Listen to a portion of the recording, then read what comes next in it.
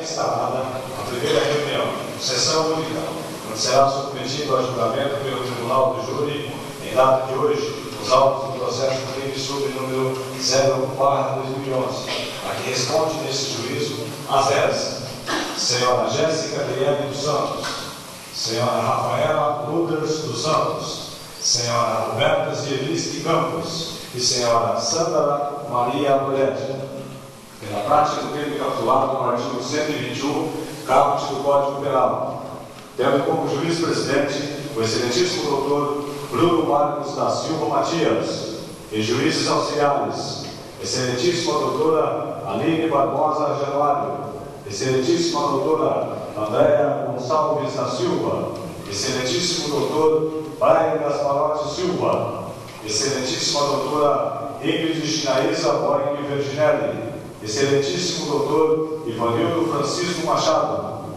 excelentíssima doutora Jennifer Regiane Périco Carniato e excelentíssimo doutor Lucas Viana Prudêncio, estando a acusação a cargo dos promotores de justiça, doutora Carla Beatriz Fulk Martins Rodrigues, doutor Carlos Eduardo Marcondes Quadro, doutor Carlos Michael Gonçalves, doutor Djalmo Felipe Guerrez Júnior, doutora Heloísa Martinelli Dalben, doutora Jéssica Graziele Messa, doutor Leandro Walter Monetti Vandresa, doutora Lilian Ribeiro Araújo Fernandes, doutor Sebastião Lopes Vieira e doutor Sérgio Ribeiro da Silva, e a defesa a cargo dos doutores doutor Alexandre Mancias Neto, doutor Bruno Gabriel Rodrigues Garcia, doutora Daniele Sachuca Gregório, doutor Douglas Rafael Bittencourt de Moraes,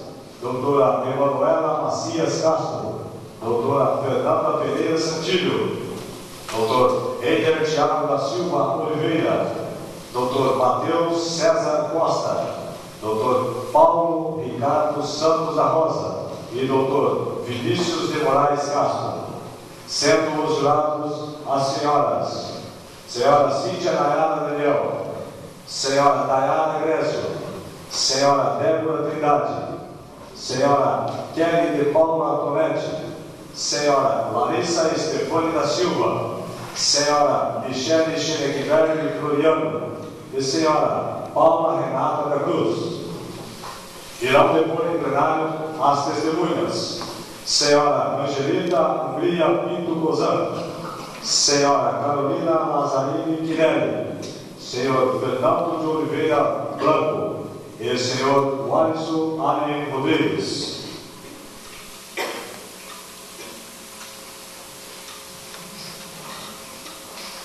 Solicito aos presentes que fiquem de pé para a entrada dos juízes. Ainda que desliguem seus telefones celulares e mantenham o silêncio.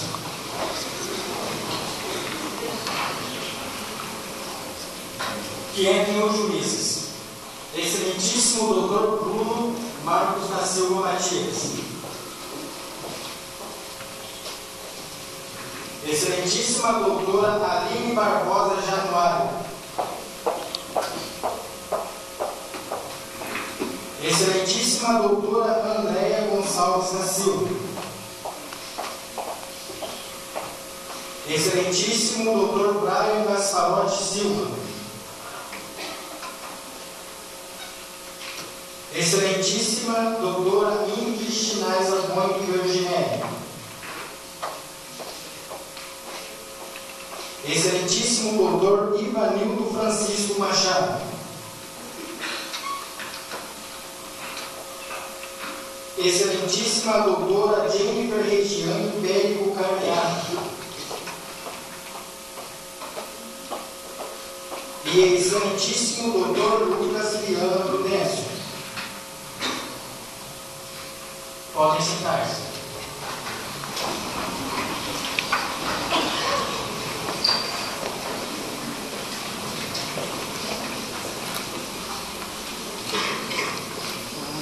Declaro instalados os trabalhos preparatórios da primeira sessão da primeira reunião do Tribunal do Júri da Comarca de Ivaiporã, Paraná, na qual serão julgados as réis Senhora Jéssica Adriele dos Santos, Senhora Rafaela Lúger dos Santos, Senhora Roberta Zielinski Campos e Senhora Sandra Maria Broete, nos autos da ação penal número 1 de 2011, que lhes move o Ministério Público como em curso da sanção do artigo 121, caput do Código Penal. Que ocupem os seus lugares os senhores jurados convocados por esta corte. Senhora Cíntia Nayara Daniel. Senhora Dayara Grésio. Senhora Débora Trindade. Senhora Kelly de Paula Donete. Senhora Larissa Estefani da Silva. Senhora Michele Schneidenberg Floriano. E Senhora Paula Renata da Cruz. Que façam presentes as rés. Senhora Jéssica Adriele dos Santos.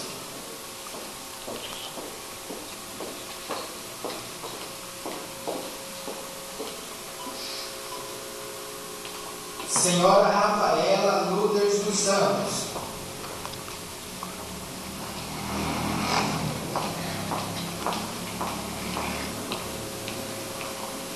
Senhora Roberta Zielinski Campos.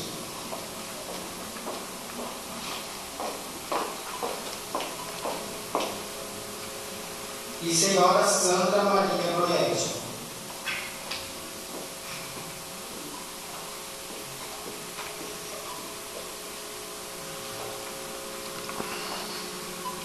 Os senhores jurados não poderão comunicar-se com outrem, nem manifestar sua opinião sobre o processo, nem se comunicar entre si, sob pena de exclusão do Conselho de multa.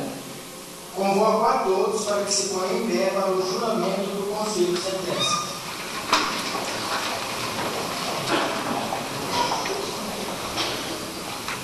Peço para que todos os jurados ergam a mão direita para proferirmos o juramento. Em nome da lei, concedo-vos a examinar com imparcialidade esta causa e a proferir a vossa decisão de acordo com a vossa consciência e os ditames da justiça. Assim eu prometo. Podem sentar-se.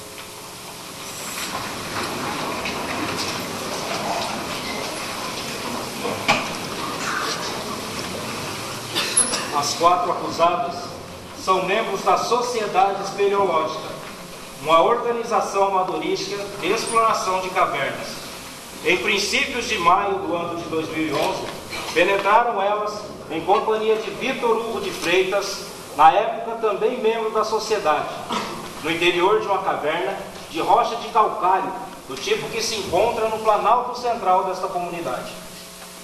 Já bem distante da entrada da caverna, ocorreu um desmoronamento de terra.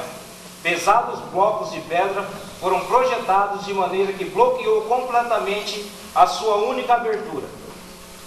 Quando se aperceberam da situação difícil em que se achavam, concentraram-se próximo à entrada obstruída, na esperança de que uma equipe de socorro removesse o entulho que os impedia de deixar a prisão subterrânea.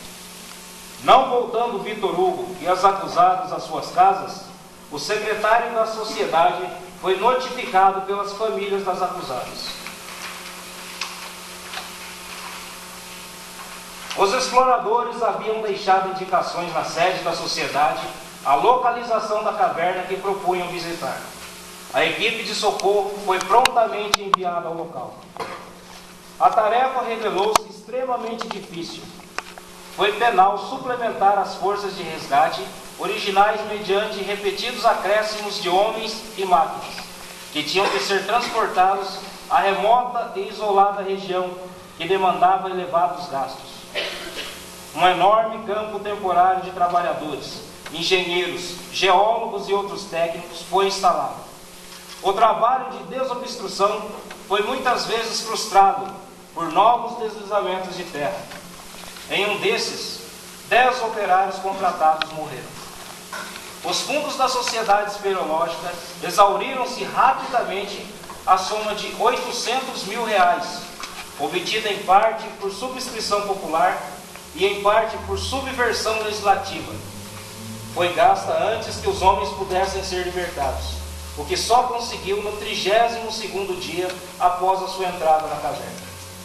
Desde que se soube que os exploradores tinham levado consigo apenas escassas provisões, se ficou também sabendo que não havia substância animal ou vegetal na caverna que lhes permitissem subsistir, temeu-se que eles morressem de inanição antes que o acesso até o ponto em que se achavam se tornasse possível.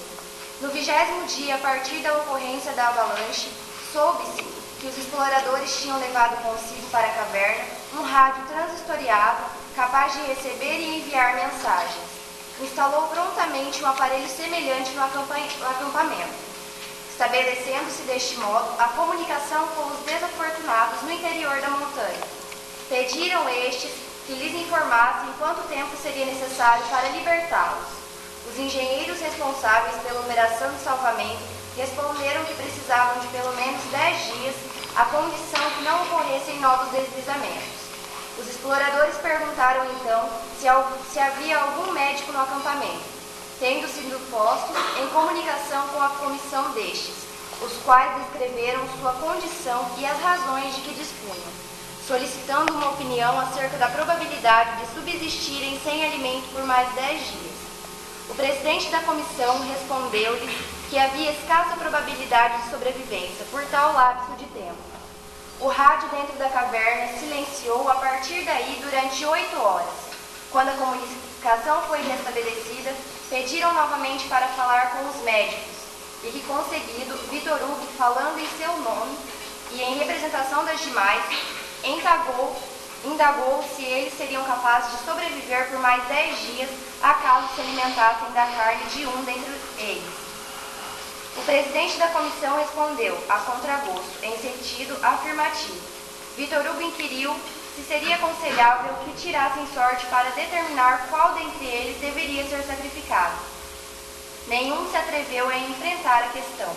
Vitor Hugo quis saber então se havia um juiz ou outra autoridade governamental que se dispusesse a responder à pergunta. Nenhuma das pessoas integrantes da missão de salvamento mostrou-se disposta a assumir o papel de conselheiro neste assunto. Vitor Hugo insistiu se algum sacerdote poderia responder aquelas interrogações, mas não se encontrou nenhum que quisesse fazê-lo. Depois disso, não se recebeu mais mensagens de dentro da caverna, supondo, erroneamente, como depois se evidenciou, que as pilhas do rádio dos exploradores tinham descarregado. Quando os homens foram finalmente libertados, soube-se que no 23º dia após sua entrada na caverna, Vitor Hugo tinha sido morto e servido de alimento às suas companheiras. Das declarações dos acusados aceitas pelo júri, evidencia-se que Vitor Hugo foi o primeiro a propor que buscassem alimento na carne de um dentre eles, sem o que a sobrevivência seria impossível. Foi também quem primeiro propôs a forma de tirar a sorte, chamando a atenção dos acusados para um par de dados, que casualmente trazia consigo. Os acusados inicialmente hesitaram a adotar um comportamento tão desatinado, mas após o diálogo acima relatado, concordaram com o plano proposto. E depois de muita discussão com respeito aos problemas matemáticos que o caso suscitava, chegaram por fim a um acordo sobre o método a ser empregado para a solução do problema, os dados. Entretanto, antes que estes fossem lançados, Vitor Hugo declarou que desistia do acordo, pois havia refletido e decidido esperar outra semana antes de adotar um expediente tão terrível e odioso. As outras o acusaram de violação do acordo e procederam ao lançamento dos dados. Quando chegou a vez de Vitor Hugo, uma das acusadas atirou-os em seu lugar, ao mesmo tempo em que se lhe pediu para levantar quaisquer objeções quanto à correção do lanço. Ele declarou que não tinha objeções a fazer. Tendo sido adversa sorte, foi morto. Após o resgate das acusadas e depois de terem permanecido algum tempo em um hospital, foram submetidas a tratamento de desnutrição e choque emocional. Encontra-se aqui, neste momento, para responder pelo homicídio de Vitor Hugo de Freitas. Procedo ao questionamento dos réus e advirto-os que não estão obrigados a responder todas as perguntas. mas que seu silêncio poderá ser interpretado em prejuízo para sua defesa, além de advertir aos réus que falem alto, de maneira que os jurados possam ouvi-los. Senhora Sandra Maria Broete, quando na data do fato citado no processo, a senhora tinha conhecimento que a atividade de explorar aquela caverna oferecia riscos? Não. Os nossos estudos foram detalhados e minuciosamente inspecionados. Portanto, não havia risco no momento. Passaram muito tempo, foi um ano antes de a gente adentrar pela primeira vez. Senhora Jéssica Adriele dos Santos, caso tivesse conhecimento dos perigos que corriam, por que levou tão pouco a comida? Como já esclarecido pela minha colega, nós não tínhamos noção do que poderia acontecer lá dentro. E levamos comida para o tempo determinado que iríamos ficar ali dentro. Obrigada. Senhora Rafaela Luders dos Santos, mesmo para espeleólogos iniciantes, era de conhecimento do grupo o tipo de rocha que ora era explorada? Sim, tínhamos conhecimento por a rocha calcária. Apesar de sermos iniciantes, ele era profissional. Senhora Roberta Zielinski Campos, qual eram as condições psicológicas quando o grupo tomou a decisão de pôr em prática o acordo proposto? Nossas condições eram as piores condições possíveis, porque a gente tinha outra escolha, não sei onde nós simples ter que sacrificar para salvar 4 vidas. Foi terrível para a gente. Aí, acho que qualquer pessoa no nosso lugar não teria condições de pensar racionalmente. Senhores promotores, tem alguma pergunta às réis? Sim, excelentíssimo. É dada a palavra, senhor. A promotoria, excelentíssimos juízes, senhores advogados, senhores jurados. A promotoria gostaria de inquirir a ré, senhora Rafaela Lucas dos Santos. Por favor, senhora Rafaela Lourdes dos Santos, quero responder a pergunta. Senhora Rafaela, é de conhecimento geral dos que aqui presentes estão que a consciência é o pior juiz de todos, que martela a alma de qualquer pessoa até o fim de seus dias, quando está maculado. A promotoria gostaria de inquiri-la, portanto. Senhora Rafaela, a senhora participou do assassinato de Vitor Hugo de Freitas e se alimentou de sua carne?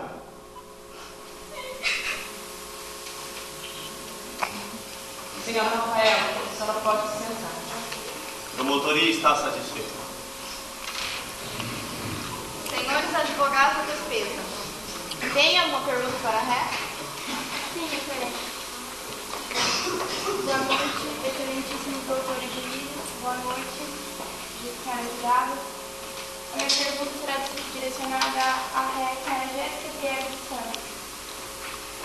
Por favor, senhora Jéssica Adriele dos Santos, queira responder a pergunta. Talvez nós, aqui presentes, não tenhamos a clara noção de tudo que aconteceu na caverna, de como os símbolos se portaram lá dentro, o quanto eles sofreram. Porque analisar cientificamente os fatos é fácil. Imaginar é uma coisa, passar por tudo que eles passaram lá dentro é outra bem diferente. E além dos acusados, eu acredito que ninguém aqui presente já passou por uma situação como essa. Então, senhora Jéssica Adriele dos Santos, a senhora poderia nos descrever quais foram as sensações que a senhora teve dentro da caverna? Sim. Estava frio, escuro. Estava muito úmido. O ar era espesso. Dias depois, meus pulmões estavam cheios daquele ar rarefeito. Mal conseguia respirar. Meus machucados já não doíam mais. Mas acho que por causa da umidade, não cicatrizavam. Meus ossos pareciam estar esmagados. acho que por causa do desmoronamento. Meu coração às vezes parecia que batia tão rápido, parecia que iria explodir. E às vezes, tão devagar, parecia que iria parar. Mas sentíamos fome. E acho que por isso sentíamos alucinações. Via vultos.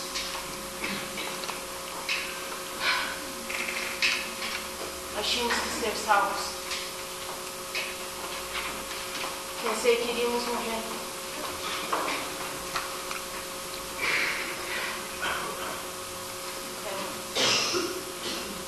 Muito obrigada. Senhores doutores, advogados da promotoria, gostariam de apresentar esse testemunho agora? Sim. Nós gostaríamos de chamar o doutor Fernando. Senhor Fernando de Oliveira Vando, ir apresentar-se.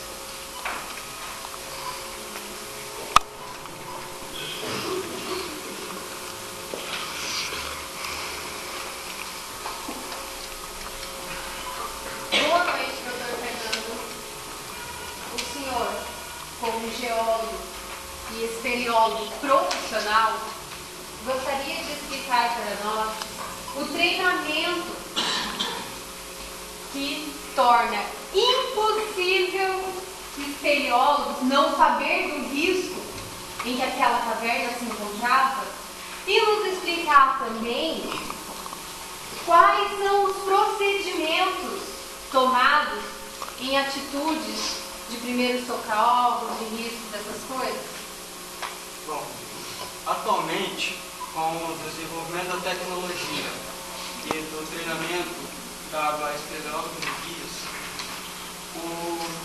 a porcentagem de riscos é muito baixa. Há os riscos, mas eles praticamente não existem mais, porque eles são preparados com muita cautela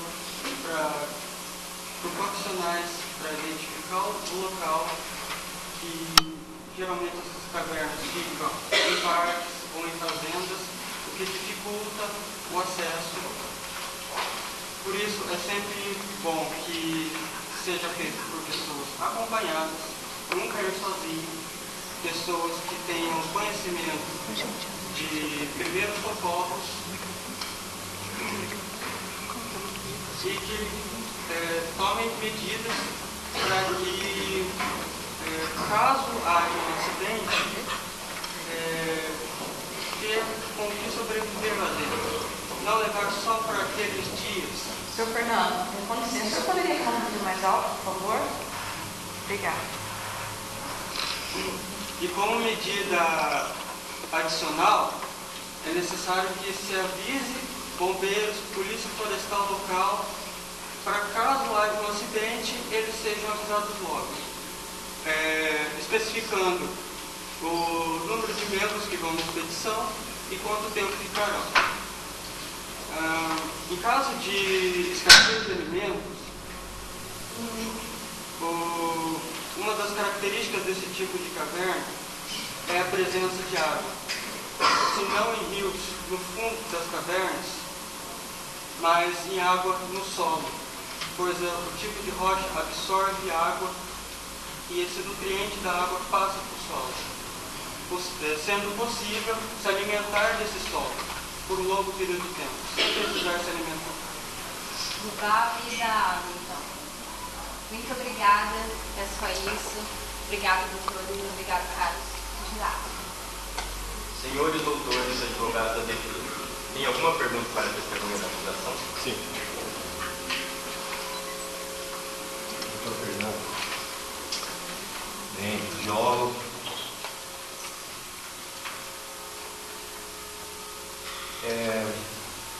Fiquei imaginando a sua constatação de que poderiam comer barro. É interessante tratar as pessoas como minhocas. Quem sabe elas possam comer barro. Mas enfim, é interessante a sua posição, porque se analisarmos a situação onde os nossos antepassadados estavam, não é estudo possível de maneira nenhuma, para prever causas naturais, sejam terremotos, sejam falhas, enfim. Pergunta: sabendo desse tipo de detalhe, mesmo sempre lembrando que os nossos heróis acabaram avisando onde estavam, seria possível prever um terremoto? Sim, pois é possível estudar a idade da rocha. Quanto mais velha, maior o risco de desabamento. Senhores doutores advogados da promotoria, gostariam de apresentar mais uma testemunha agora? Não, obrigado. A promotoria está satisfeita. O senhor Fernando de Oliveira Blanco está dispensado. Senhores doutores advogados da defesa, gostariam de apresentar testemunhas agora?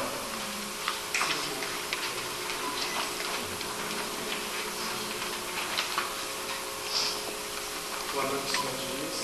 Deixa eu passar. Caros colegas da Constituição, gostaria de chamar Carolina Lazari Pirelli. Senhora Carolina Lazari Pirelli, ir apresentar-se.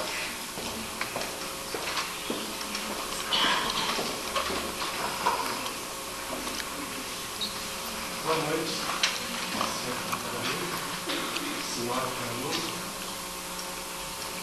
Eu gostaria de saber, creio eu, quem deveria abrir a acusação contra as Zés seria nada mais, nada menos que a esposa do viúvo.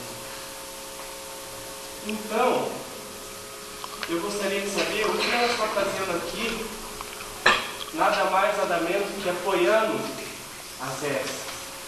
Poderia me responder? Quero deixar bem claro que eu estou aqui porque me convidei e não aceito que essas pessoas sejam presas. Porque essas pessoas que hoje estão sendo acusadas compartilharam bons e maus momentos da minha família. E o meu marido era uma pessoa de honra e honestidade, que tinha um coração enorme e cabiam todos que estão presentes aqui hoje. Só isso. Senhores promotores, possuem alguma pergunta para a testemunha da defesa? Sim. Meritíssimo senhor jurado, a senhora teve noção do que o seu marido passou nos últimos momentos em que foi passado isso para a senhora? A senhora tem conhecimento de que ele foi feito o sorteio e ele desistiu?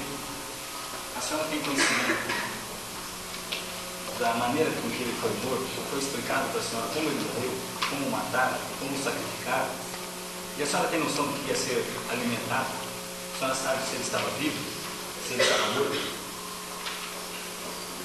Eu acreditei em todos os detalhes que elas me contaram, porque, como já disse, ele é uma pessoa que gostava de ajudar os outros. E acho que o que ele fez foi pensando nisso, em ajudar ela. Qual é o seu sentimento sabendo que o seu marido desistiu? Doutor, desculpa, você foi uma pergunta.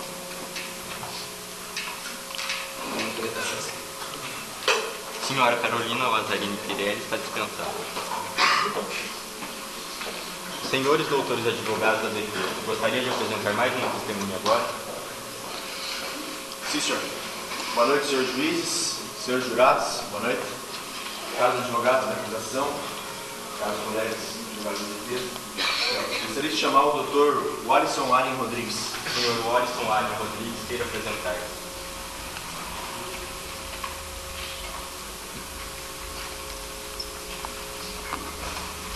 Boa noite, doutor. Doutor, estive estudando, dando uma olhada no currículo do senhor, e percebi que o senhor fez faculdade de medicina na melhor faculdade que tem no nosso país, na faculdade de medicina, que é a faculdade da USP. Também reparei que o senhor fez a pós-graduação em um dos lugares que é os melhores do mundo, que é no país nas faculdades do país do México. Tendo em vista tudo isso, eu imagino que o senhor tem experiência vasta no ramo da medicina e, além de tudo mais, tudo que o senhor estudou até hoje foi relacionado à busca de salvamento, às situações adversas da vida de uma pessoa, correto?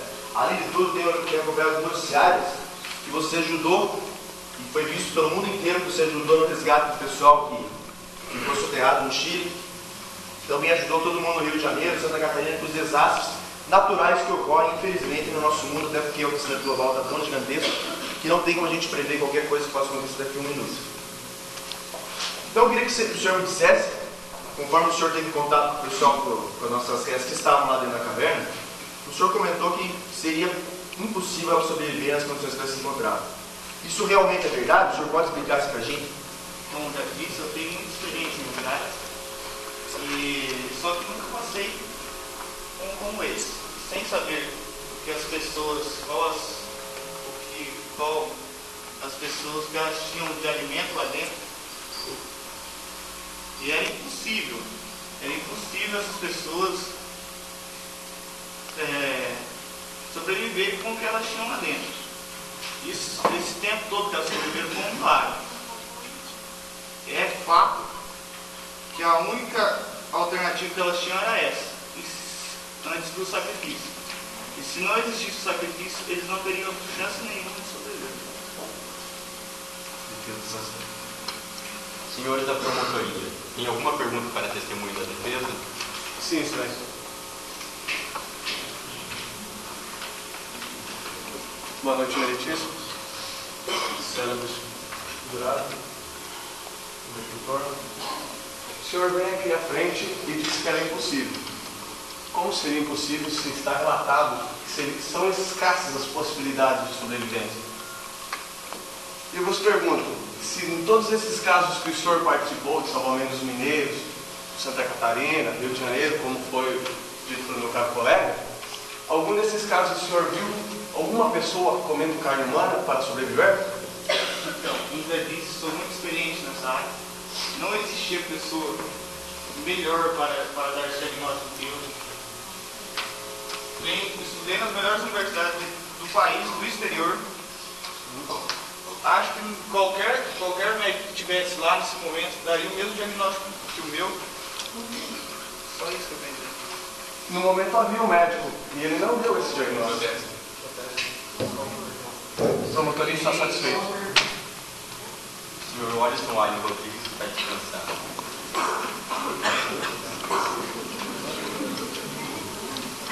Dada a palavra ao doutor Leandro Walter Brondesse, representante do Ministério Público. Doutor, o senhor tem 2 minutos. Muito obrigado, meritíssimos.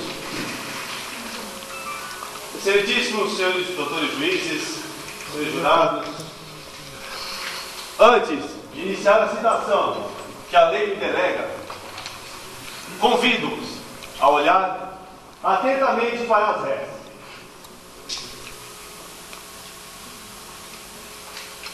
Senhores, não vos deixeis enganar por essas faces angelicais. Não vos deixeis ludibriar pela crueldade maquiada em doces rostos. Essas 4 mulheres que hoje se apresentam a esse tribunal, senhor, mataram um homem, infringiram o artigo 121 do Código Penal Brasileiro, mas, sobretudo, feriram o princípio da dignidade humana, maculando assim a Constituição Federal Brasileira. Por isso, senhores, jurados, juízes, doutores juízes, independente a tudo que ouvirem nesse tribunal, não vos esqueçais que um crime foi cometido.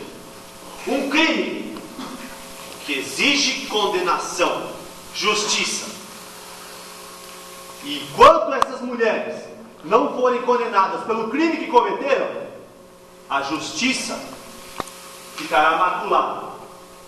E os 2 pratos da balança, que tão bem representam o Poder Judiciário, estarão pendidos para a falta da lei para a injustiça. Muito obrigado, senhor. Doutor Sebastião Lopes Vieira. Doutor, o senhor tem 2 minutos. Excelentíssimos senhores jurados, senhores juízes, boa noite. Não se enganem, senhores. Os acusados, aqui presentes, são próprios lobos de pele de cordeiro. Tramaram a morte da vítima premeditadamente. Agiram intencionalmente desde o início. Acaso não se esperaria que o primeiro morresse para praticar tal ato? Pasmem, senhores. Preferiram a covardia, a morte, o assassinato. Agora dissimulam aqui na frente de todos. Fingem-se de vítimas, quando seus intuitos foram arquitetados com a frieza de quem joga dados. A dor na carne só sente a família da vítima, dilacerada, desamparada, violada nos seus direitos. Matar, ainda que seja para a sobrevivência própria, é crime, é homicídio. Nenhuma vida é mais valiosa que a outra. A justiça é a própria razão do direito. E não condenar os réus é o mesmo que ignorar a justiça, a vida, a família. Parafraseando Albert Einstein, físico, gênio, humanista alemão, Deus não joga dados.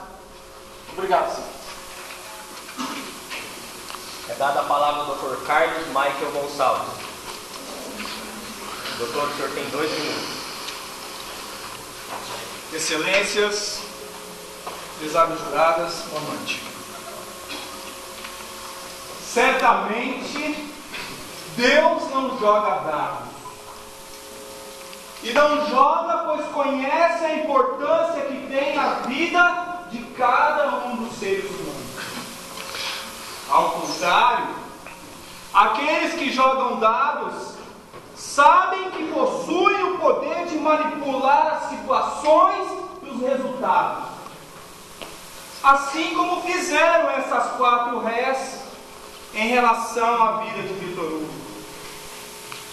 Fiquem atentas, pois nessa noite a defesa jogará, utilizando-se de dados que possuem apenas 4 faces. E essas 4 faces são as versões das histórias contadas apenas por essas 4 acusadas. Mas onde estão os outros 2 lados dessa história?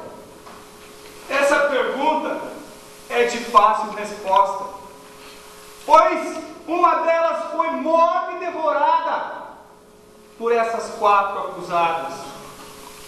E nessa noite, a defesa tentará eliminar a última face desse dado, que é a face da justiça. Por isso eu vos digo que se essas 4 réis confessas do assassinato de Vitor Hugo forem absolvidas desse crime, estaremos concordando em viver em uma sociedade desprovida de limites, de valores e de justiça. Por isso, doutor, seu tempo acabou. Por isso eu vos peço, prezados jurados, não permitam que isso aconteça. Obrigado. Dada a palavra à doutora Lilian Ribeiro Araújo Fernandes. Boa noite, excelência. Boa noite, senhoras e senhores. É por causa do tipo. As acusadas cometeram um crime premeditado. Isso é fato. Crime esse que comprova que não agiram segundo sua necessidade. Agiram, sim, com plena lucidez desses atos. Feriram nossa Constituição e o direito à vida foi tirado de Vitor Hugo. Seria ele, senhores, quebrado o suposto contrato ao se negar a participar de um jogo de dados onde a sorte decidiria pela vida ou pela morte de um ser humano. Não, excelências. Vitor Hugo tentou desesperadamente impedir que esse ato fosse cometido. Pediu incessantemente para que esperassem por um possível resgate. Dizer que longe da civilização a lei não alcançaria essas criminosas é um argumento muito fraco. Como alegar a ausência de lei se as próprias criminosas, durante contato via rádio, solicitaram parecer de autoridades para que tivessem prévia absolvição de tamanho crime e tão atroz? Tinham, sim, consciência da magnitude de um ato tão perverso como esse. Mas agiram como animais famintos e sedentos por sangue humano, meritíssimo. Mesmo que por hipótese houvesse algum contrato, Vitor Hugo se absteve da ideia de participar de um jogo de dados marcados. Afinal, como cita Lúcio Amadeu Sêneca, importante filósofo romano no qual o nosso direito é baseado, comete crime quem dele recebe benefícios. Satisfeito? É dada a palavra à doutora Heloísa Martinelli Dalbene. Doutora, a senhora tem 2 minutos. Boa noite, meritíssimos, digníssima defesa, caros jurados. Nesta noite, nada ouvisse a defesa dizer que as réis agiram em estado de necessidade, artigo 24 do Código Penal. Porém, como examinarmos neste passo que para que caracterize estado de necessidade, a doutrina aponta como requisitos indispensáveis a atualidade do perigo. O perigo era iminente e atual? Se por um lado, oportunidade de aniquilar Vitor Hugo num jogo de dados, jogo de sorte, denominado por elas um contrato. Por outro, por que não se autoflagelar? Mutilar a si próprio.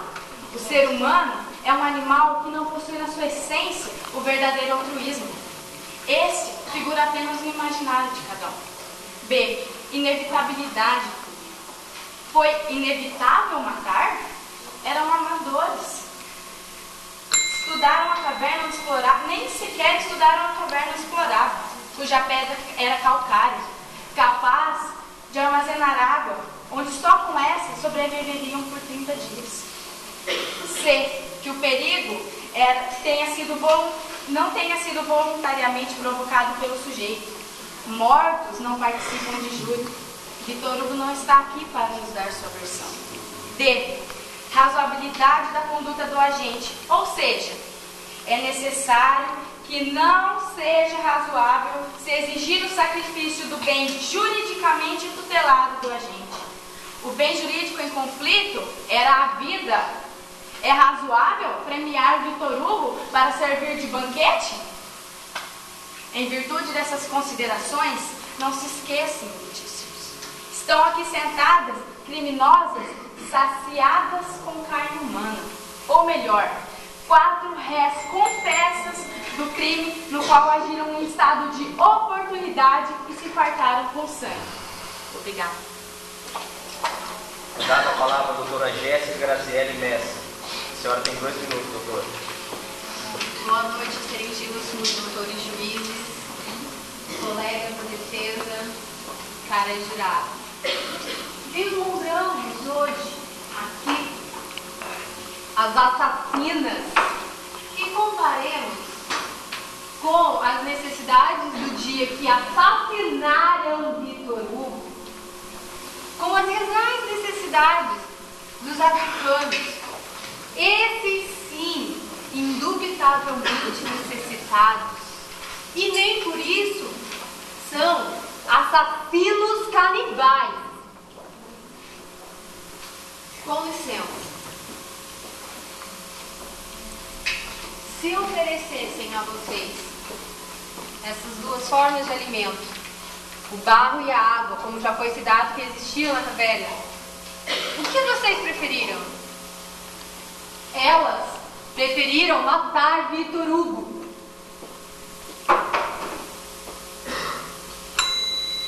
Com licença, mas isso não é uma situação temporária, é uma condição de vida dos africanos, é o dia a dia desse povo que sofre. Esses sim são necessitados. Se as senhoras acham que elas sofreram porque estavam dormindo no chão de uma caverna, sofreram porque não tinham um banquete à sua disposição, sofreram porque não estavam no conforto de seus lares, então vamos dar essa opção para eles. Vamos resolver o problema da África. Quem sabe esse pobre menino faminto não mata e não come seu próprio irmão? Desculpa, mas eu não consigo encontrar argumentos palpáveis para explicar a atitude dessas assassinas. Só peço que lhe façam justiça. Dr. Carlos Eduardo Marcondes. O senhor tem 2 minutos, doutor.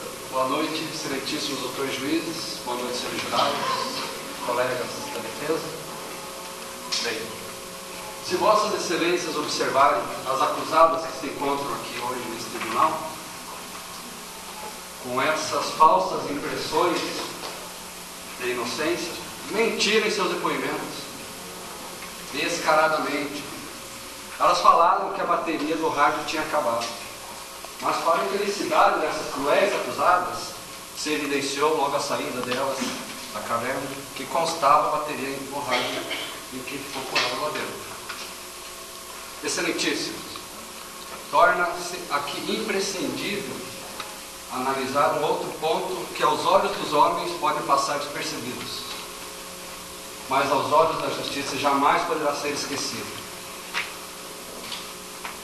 Após 8 horas decorridas do 20º dia de cativeiro, estabeleceu-se com Vitor Hugo, segundo o relato das acusadas, o último contato via rádio, o único meio de comunicação disponível, onde a vítima questionou sobre a alimentação com a carne de um deles. Mentira e silências, hipocrisia, falácia. Quem pode assegurar que a Zé já não tinha em mente o plano de sacrificar a vítima e utilizar o rádio, passando-se por Vitor Hugo, para criar um álibi em sua defesa? O rádio, senhores, foi na verdade o meio em que a Zé encontraram de eximir-se da culpa, de planejar o crime. Digamos que foi ele quem teve a ideia. Afinal, os mortos não se defendem. Os mortos não se defendem, mas a justiça prevalecerá sempre. Não deixe, pois, senhores jurados, que pessoas que mentem, enganam e matam fiquem livres a caminhar pelas ruas e cruzarem com nossos filhos. É só isso. Obrigado. Dr. Sérgio Ribeiro da Silva. O senhor tem 2 minutos, doutor. Senhores, me reporto a todos para lembrar do quanto essa comunidade e do resgate feito pelo Estado. É importante lembrarmos, senhores, que o Estado tem por obrigação e premissa salvar a vida, mantê-la. Mas lembrarmos que esta comunidade, em nenhum momento, deixou ou se omitiu para salvar os acusados. Comparem, senhores, atitudes dos acusados com a atitude da comunidade. Nos primeiros 10 dias, foram gastos elevados custos, foram colocados, além de dinheiro, foram colocados pessoas, foram colocados máquinas e equipamentos. E em nenhum momento questionou-se se poderia ou não pôr. Somente dinheiro, senhores, não era suficiente. A comunidade colocou à disposição 10 vidas. 10 famílias perderam pais e irmãos para salvá-los. Questiona a todos. A comunidade lá fora da caverna colocava vidas. Dentro da caverna, os acusados tiravam vida. Não é justiça só que estamos pedindo aqui. É um resgate moral. Porque em nenhum momento da história, lembramos aqui dos campos de concentração nazistas, que em nenhum momento se lê que judeu canibalizou outro judeu. Não era questão só de questão só de salvar a vida do companheiro de vocês. Era uma questão de respeito. Se a comunidade lá fora deu a vida por eles, eles que se dessem a vida por eles mesmos. Satisfeito. É dada a palavra ao Dr. Djalma Felipe Guerreiro Júnior. O senhor tem 2 minutos. Meritíssimo. Desde os primórdios da raça humana, a religião prega a seus seguidores a defesa da vida. E o que fizeram os acusados? Tiraram a vida de um de seus semelhantes. Os acusados, sentados à vossa frente, aparentam tranquilidade, não apresentam remorso pelo que cometeram. Esses rostos angelicais são meras faces que ocultam o ódio de um crime brutal. Se por um lado asseguraram suas vidas comendo carne humana, por outra tiraram a vida de um homem honesto. Sem contar as 10 vidas posteriores que foram perdidas, que tentaram salvar pessoas que sabiam até o momento que seriam inocentes e se revelaram assassinos cruéis. No livro do Êxodo, capítulo 23, versículo 7, está escrito: não matarás o justo e nem o inocente. E o que fez a vítima? Nada, excelência, nada, pois nem pôde ao menos se defender. Decidiram por ele que sua vida não era mais necessária e que seu corpo serviria somente de alimento. Alimento esse que foi provido por meios errôneos, perante os olhos da justiça e aos olhos de Deus. Foi o sangue de um inocente derramado. Não existe justificativa ou atenuante. Homicídio foi, e sempre será um ato brutal, covarde, odioso. Peço que justiça seja feita. Justiça essa que não é nada mais do que a razão do direito, e está previsto em lei. Satisfeito, senhores? É dada a palavra à doutora Carla Beatriz Puc Martins Rodrigues. A senhora tem 2 minutos, doutor. Excelentíssimos doutores juízes, ministros, advogados da defesa, senhoras juradas. Eis aqui, diante de vossas senhorias, 4 assassinas. Premeditaram crime, cruéis, calculistas, e a essa crueldade, roubar sonhos de um homem inocente, destruí-los, sem sequer lhe dar uma mínima possibilidade de defesa, com um simples arremesso de dados. Clamamos por condenação.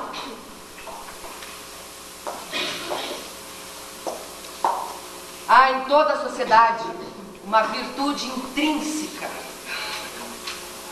que só há uma explicação, um processo: o direito. Onde há relação humana, há o direito. O direito é essencial para a vida em sociedade. Assim como para o homem é o ar, seus pulmões, a sua carne. Onde quer que haja relação humana, a moral está presente. Como o ar atmosférico que preenche todo o espaço.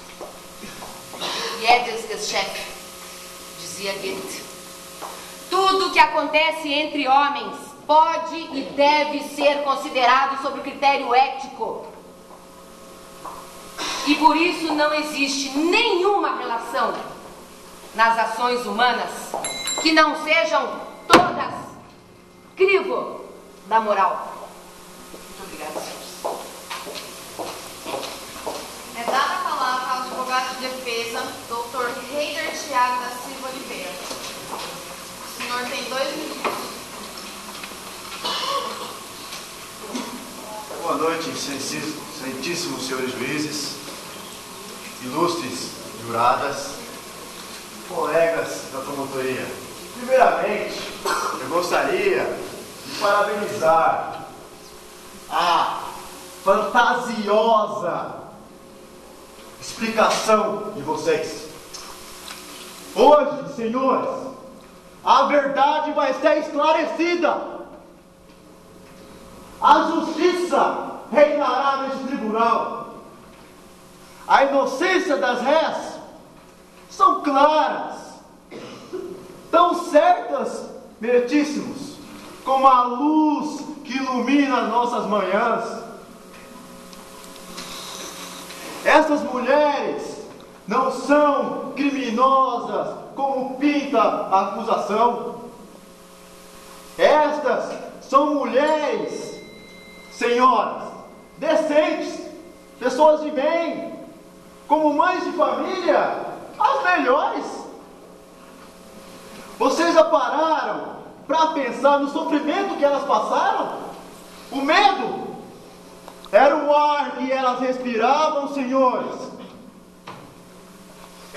O único alimento era a esperança de saírem vivas e reencontrar seus filhos, chorando pela mãe que não chega. Que futuro teriam esses filhos, senhores, se não sacrificassem Vitor? Elas são inocentes, inocentes, meritíssimos, porque agiram em legítima defesa, defesa da sua própria vida. O que vocês fariam se tivessem no lugar delas? Ia cortar o dedo, o braço? Senhores, o que peço é que reflitam e falem e gritem inocentes. Muito obrigado, senhores.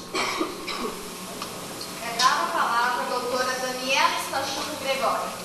A senhora tem 2 minutos. Boa noite, excelentíssimos juízes. Boa noite, senhoras e senhores. Boa noite a todos. Inicialmente, eu gostaria que todos olhassem para as nossas réis. Olhem para elas, porque claramente observaram que se tratam de pessoas de bem. Melhor, pessoas de caráter impecável. Nunca cometeram nenhum ato de que pudesse se envergonhar. Elas não possuem antecedentes criminais. São mães de famílias, pessoas dignas, honradas, possuem trabalho, possuem a admiração, inclusive, da própria viúva da vítima, que vem aqui defender as réis. E eu as admiro pela coragem que elas tiveram dentro daquela caverna, pela coragem com que tiveram que lutar pela própria vida. Apesar de ser pessoas honrosas, ser pessoas de bem, a sorte lhes foi adversa, a sorte foi cruel com elas. Lhes deu uma provação maior do que poderiam suportar. E elas venceram. Saíram da caverna e hoje estão aqui, sendo julgadas por terem sobrevivido ao invés de estarem sendo aclamadas. Hoje elas estão sendo julgadas, saíram do pesadelo, mas o pesadelo não terminou lá não. O pesadelo vai continuar pelo resto de suas vidas, porque uma parte delas vai continuar enterrado naquela caverna eternamente, junto com o Vitor Hugo de Freitas, que foi para elas mais que um amigo, foi para elas um herói. E gostaria também de falar, como disse várias vezes a promotoria, que o crime foi premeditado. Como se premedita um desmoronamento? Não sei. Muito obrigada. É dada a palavra ao doutor Matheus César Costa. O senhor tem 2 minutos. Boa noite, excelentíssimo doutor juiz, senhoras juradas.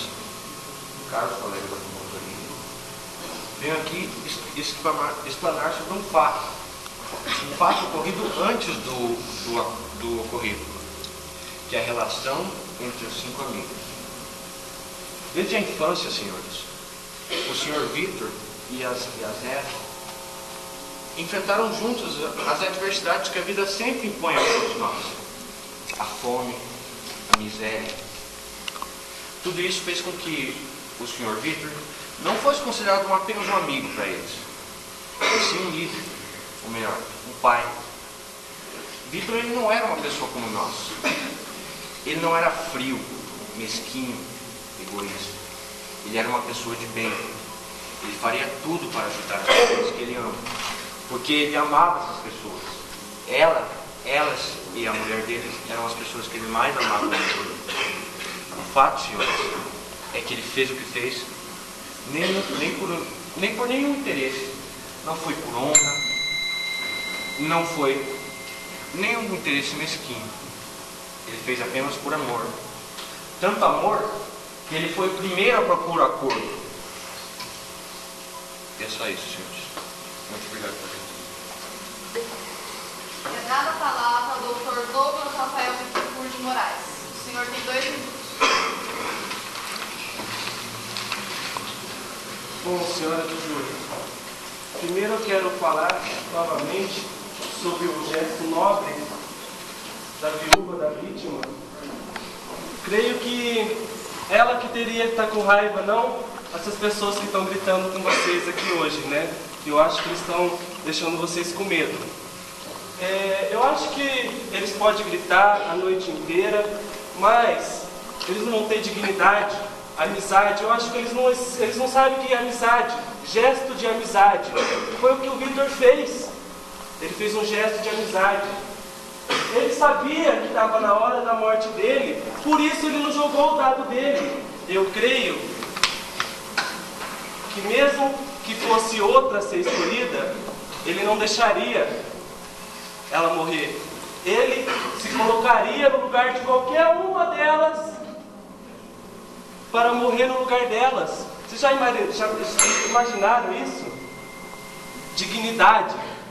Isso é dignidade. A família que deveria estar acusando elas vieram aqui, abraçaram as rés.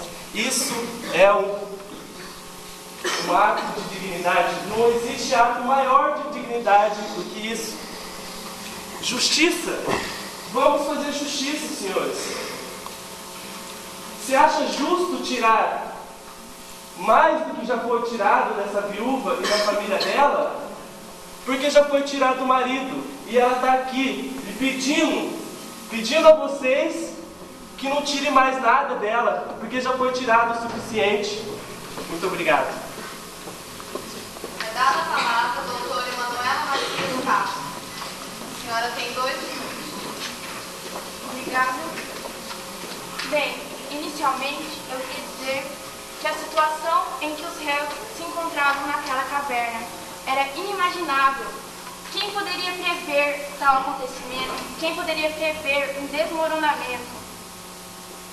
Eles, antes de adentrar na caverna, estudaram durante meses. Passaram meses pesquisando sobre a rocha, sobre a situação da caverna. E foram com a certeza de que tudo ocorreria perfeitamente como eles planejaram. Mas, infelizmente, houve um infortúnio. Foi um imprevisto advindo de fato natural, não de conduta humana. Ninguém, nem eu, nem você poderia causar um desmoronamento. Eles, como mostra a preparação para adentrar na caverna, aguentaram 20 dias sem comer ou beber nada, além do que haviam levado para explorar. Porém, no 20º dia, Vitor entrou em contato com os médicos do acampamento, que constataram que não haveria chance de sobrevivência por mais 10 dias sem alimento. E eles estavam desfalecendo. Sim, senhora jurada, eles estavam desfalecendo, morrendo aos poucos, perdendo dia após dia a sua esperança, a esperança de estar vivos de lá, a esperança de rever seus familiares, de rever seus amigos.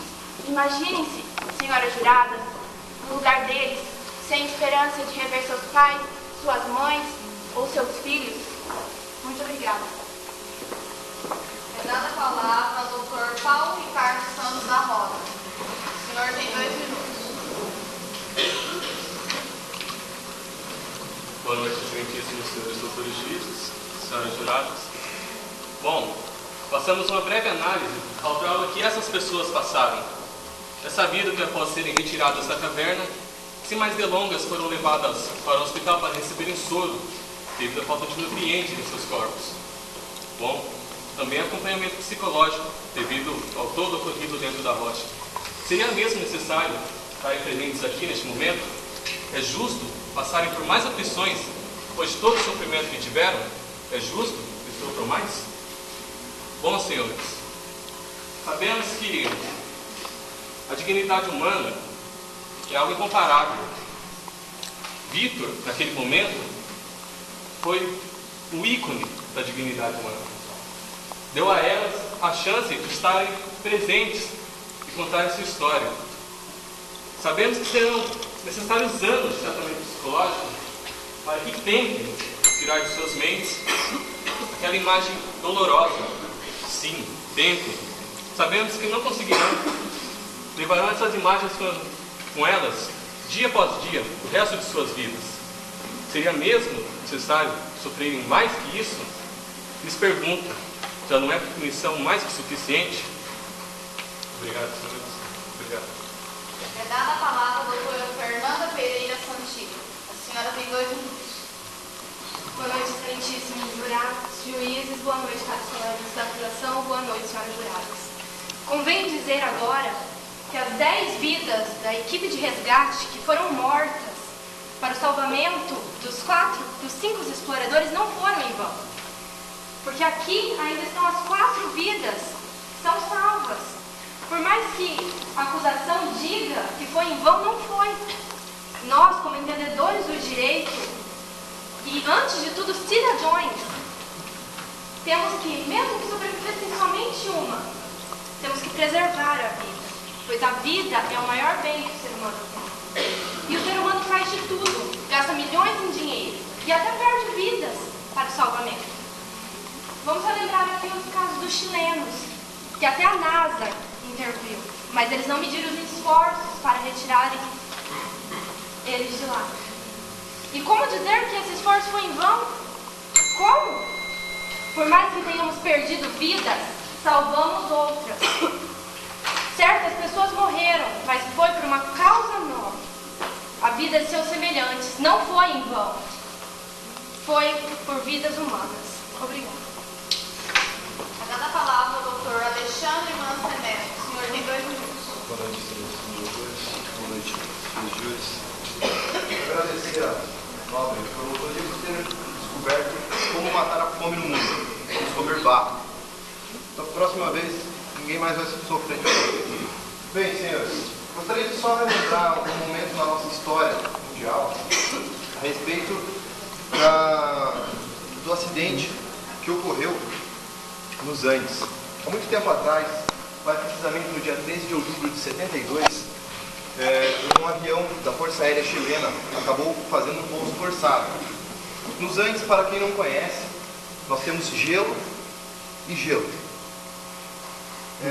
Num momento tão crítico deste pouso, tivemos 45 pessoas, sendo 40 pessoas e 5 tripulantes. Dentre eles, muitos morreram na queda, mas o importante era frisar que eles eram jogadores de rugby. Rugby, para quem não conhece, são uns caras muito grandes e fortes. A média de peso deles era equivalente a 80 a 100 quilos. 72 dias depois, um dos mais fortes estava com 50 quilos. 72 dias. Gente, vocês acham que seria fácil sobreviver numa caverna?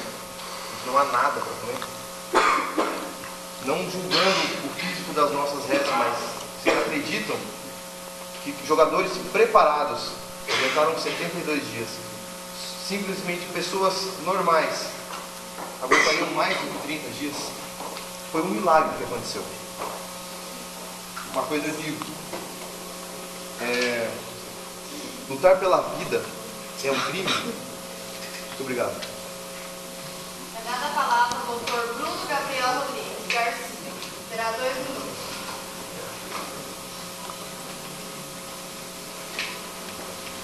Boa noite, excelências, nobres diretores, senhoras juradas. Minha função aqui esta noite é defender os princípios de justiça, para impedir que essas réis sofram ainda mais. Eu gostaria de citar aqui, para fato de comparação, o caso do Chile. O meu amigo acabou de citar o caso dos Andes, eu vou citar o caso do Chile. Não sei se vocês se recordam dos 33 mineiros que ficaram presos em uma caverna a mais de 700 metros de profundidade por mais de 60 dias. Sim, como a testemunha da pergunta aí disse, teria que ser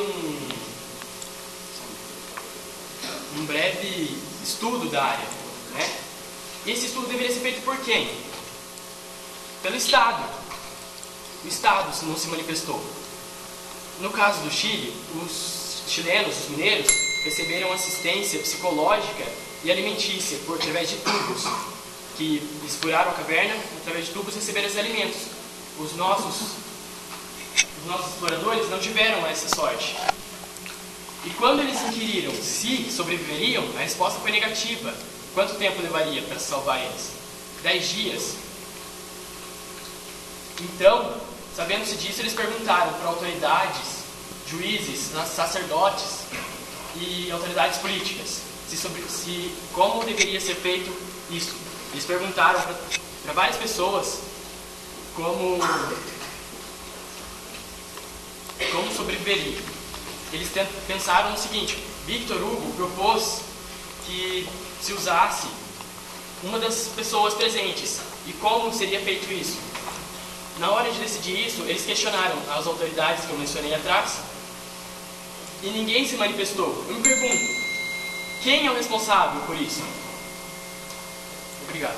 É dada a palavra ao doutor Vinícius de Moraes Castro. O senhor tem 2 minutos. Boa noite, senhores ilustríssimos juízes, senhoras jurados, mais uma vez, boa noite. Finalizando as palavras da defesa, eu pergunto para as senhoras juradas: em que condições psicológicas as senhoras acham que estavam nossas réis no 21º dia de confinamento na caverna? A senhora consegue se imaginar na posição delas?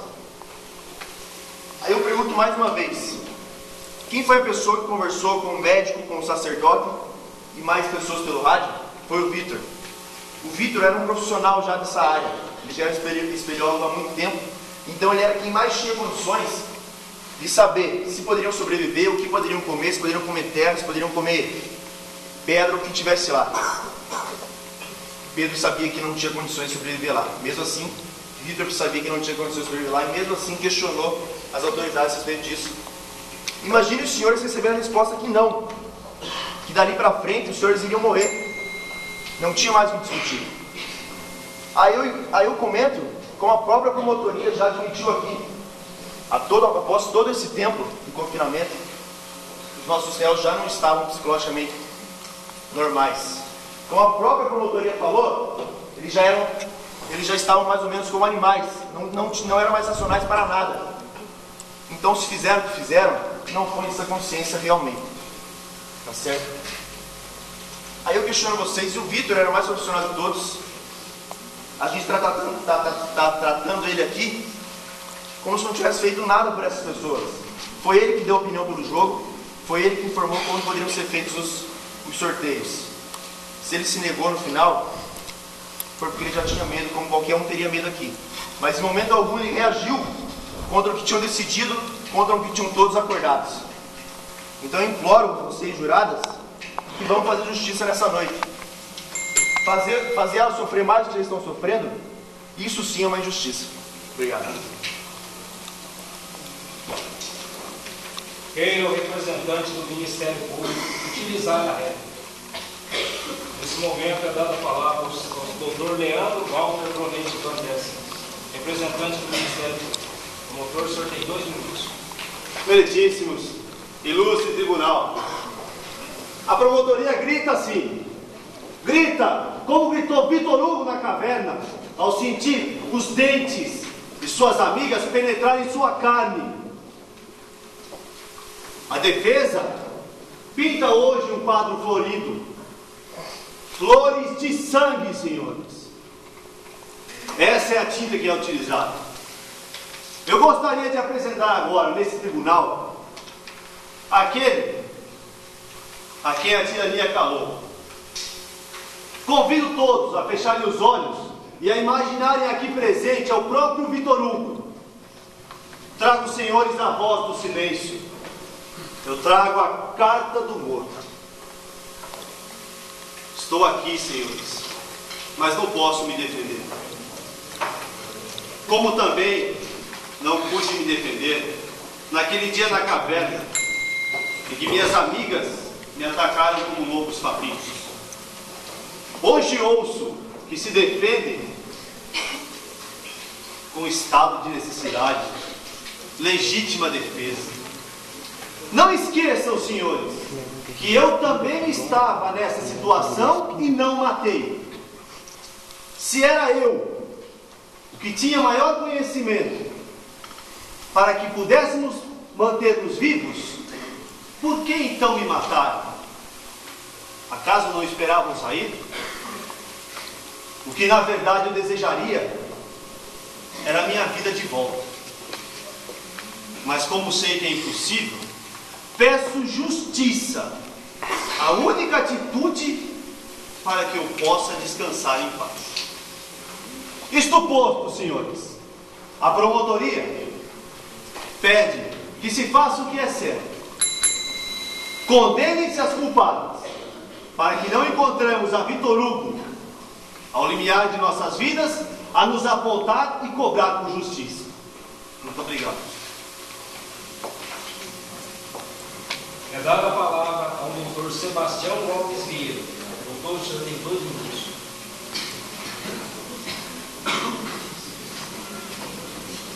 Salta-me os olhos o quadro que se pinta nesse tribunal. As declarações da defesa são refutáveis por argumentos inconsistentes e que atentam quanto aos princípios, direitos humanos que proclamam defender. Dignidade? Fantasia? As réis valeram-se do estado de oportunidade para assim possuir o álibi para cometer o crime. Para que vieram, senhores, com a carne da vítima? Praticaram o canibalismo. Cometeram um crime. Necessidade é o direito à vida. Sem exclusividade, sem distinção, sem contestação. O ser humano jamais deve abrir mão do seu estado de racionalidade, independente do estado que se encontra. Ressalte-se o exemplo de Pilatos. Lavou as mãos sobre sangue inocente, aplicou a lei judaica, quando deveria ter aplicado a lei romana. Eis a estratégia da defesa. Não foi só um pedaço de carne que tiraram do Vitor Hugo. Tiraram a vida. Cometeram um crime. A promotoria pede a máxima condenação para os acusados. Satisfeito.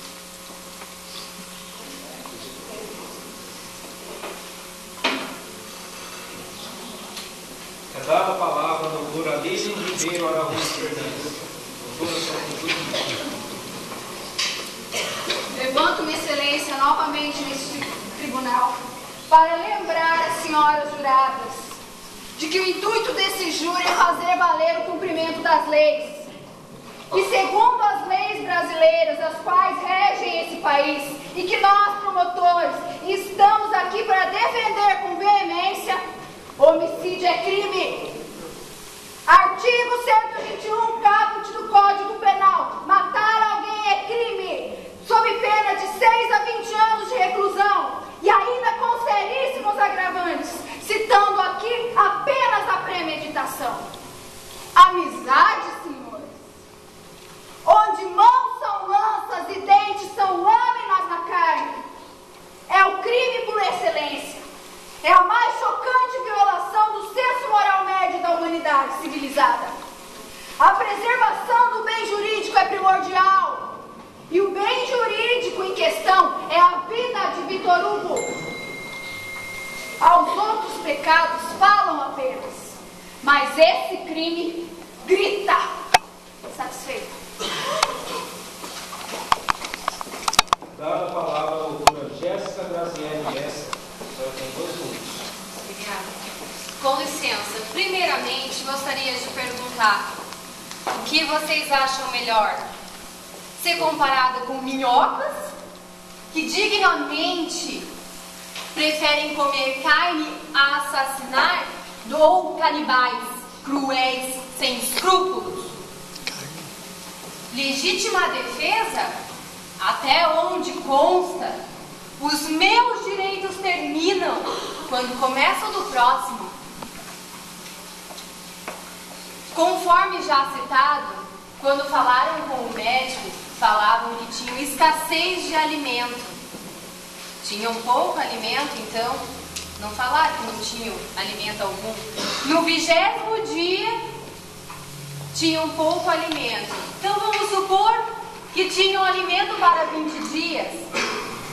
Se elas revezassem esses alimentos, comendo um dia sim e um dia não, poderiam sobreviver 40 dias.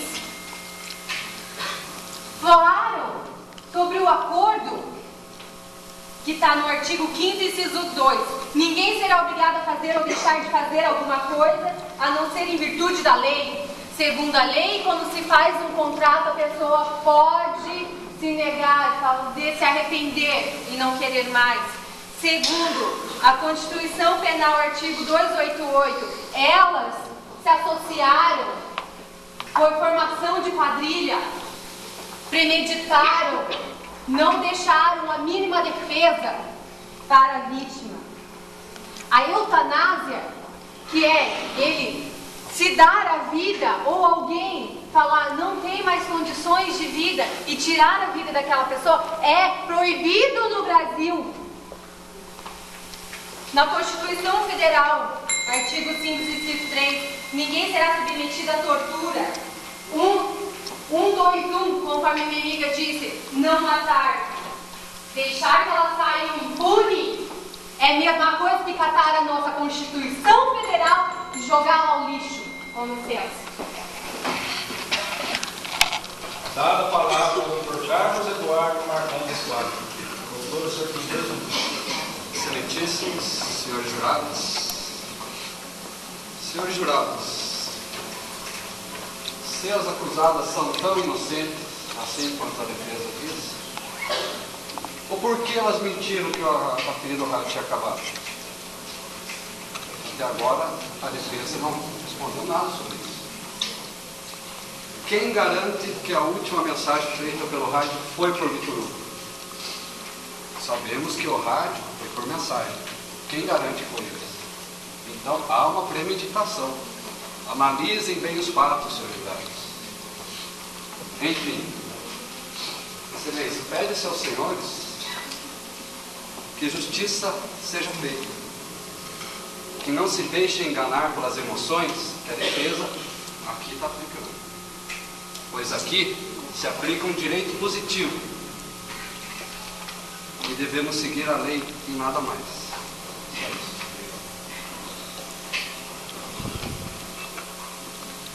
É dada a palavra ao Dr. Sérgio Ribeiro da Silva. Doutor, o senhor tem 2 minutos. Senhores, o médico trazido aqui desconhece a história. Todos já leram, se não leram, a história de Stalingrado. Durante 60 dias, as pessoas comeram terra com sal. Precisa dessa faculdade informar ao doutor médico aqui representado. Gostaria de lembrar de um fato de Gandhi, que conseguiu libertar a Índia fazendo greve de fome. Certo dia, já muito cambaleiro, foi questionado pelos seus compatriotas por vir da situação de quase morte. Perguntaram para ele: vamos pegar nas armas? Somos em maior número? Podemos resolver. Ele disse o seguinte: somos homens, não somos animais. Queria dizer, nobre seria vocês morrerem com seus amigos. Você morrer como amigos, isso seria nobre.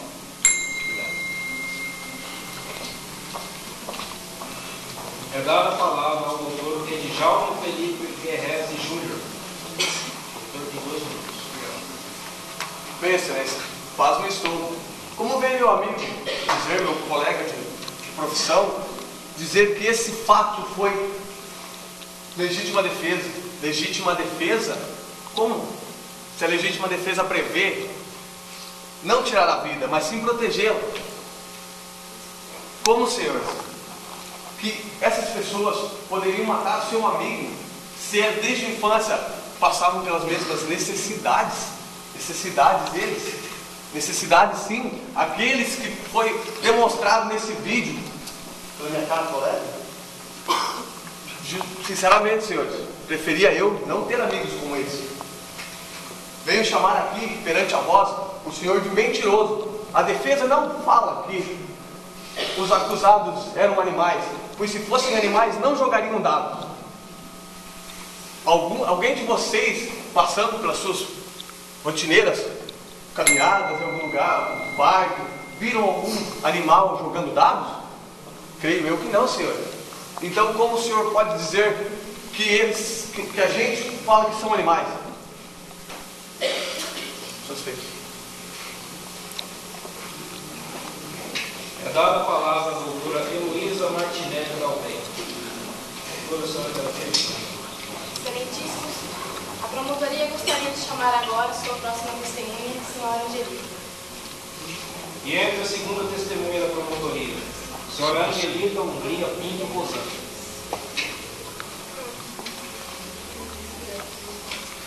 Observamos no início desse júri o depoimento da esposa de Vitor Hugo. Estranhamente, disse que ficou feliz ao ver seu marido morrer. Será essa que tinha um seguro muito grande para receber? Mas agora, senhores, teremos o depoimento de sua mãe, a mulher que gerou a vida. Senhora Angelita, como a senhora se sentiu em saber que o seu filho foi o único que não saiu vivo daquela caverna? Primeiramente, eu desconheço essa esposa que age tão naturalmente perante uma crueldade, esse fato que existiu. Eu tinha certeza que todos sairiam vivos daquele pesadelo, principalmente meu filho, que era um jovem cheio de planos. Neste ano, meu filho ia ingressar na faculdade de medicina, pois sua vocação era ajudar o próximo. Meu filho também tinha o sonho de me dar netos. Porém, perante uma provação, seus melhores amigos tirou o que ele tinha de mais valioso, a vida. Dor maior não existe do que a dor que eu senti no dia do resgate, quando todas as mães abraçavam e beijavam seus filhos, e eu fui a única que não tive essa alegria.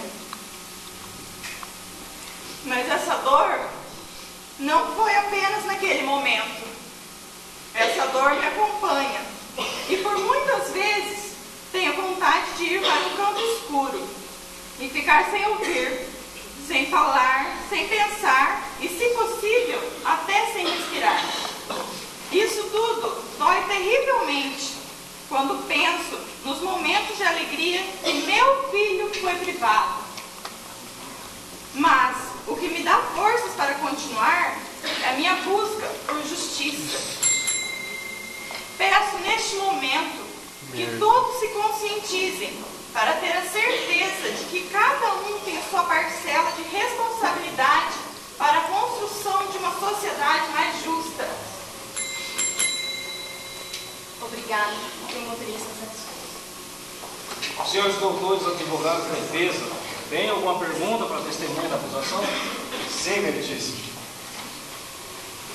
Senhores juízes, senhoras juradas, não temos mais 4 réus.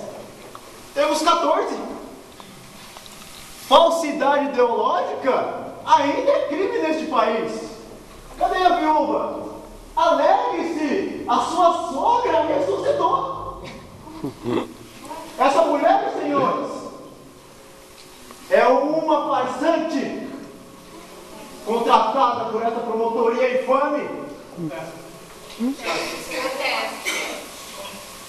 Eu gostaria, minha pergunta, de responder. Engraçado. Até onde eu conheço, Excelentíssimo, não consta nos autos do processo que Vitor Hugo tinha esposa, mas com certeza a mãe teria, como todos têm. Muito obrigado. Continua? Portanto, doutor, vamos relevar então. Senhora, a senhora sabe me dizer quantos filhos teria Vitor? Porque a senhora disse que não tem filhos, até onde eu sei, ele tem filhos. Quantos filhos ele tem? Protesto, meritíssimo.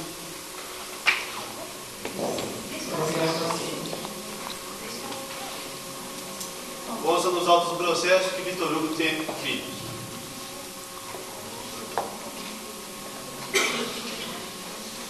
Engraçado, essa promotoria ainda tenta diluviar esse julgamento. Isso aqui, senhores, não é local de palhaçada. Isso aqui, senhores, é justiça. Esses senhores estudaram para estar aqui.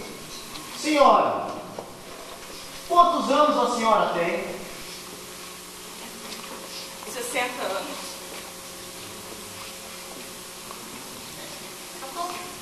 Muito obrigado, satisfeito. A testemunha pode se retirar. Isso aqui não é privado. O professor falou que não é privado. É dada a palavra ao doutor Carlos Michael Gonçalves. Doutor, o senhor terá 2 minutos. Em um ato de desespero, a defesa tenta justificar aquilo que é injustificável. Testemunhamos há pouco nesse tribunal a dor de uma mãe. Uma mãe que teve seu filho ceifado do convívio da sua família. Mas a dor dessa mãe é também a dor da humanidade, que sofre e clama por justiça. Não se pode negar a difícil situação por que passaram essas 4 réus. Mas no momento em que elas precisavam de bom senso, agiram de maneira cruel e animalesca, desprovida de valores e de sentimentos humanos. Um crime horrível foi cometido, isso é fato. Assim também como é fato que não podemos desprezar o direito e o ordenamento jurídico brasileiro. Dura lex, sed lex. A lei é dura, mas é a lei. E se nesse momento abrirmos uma exceção,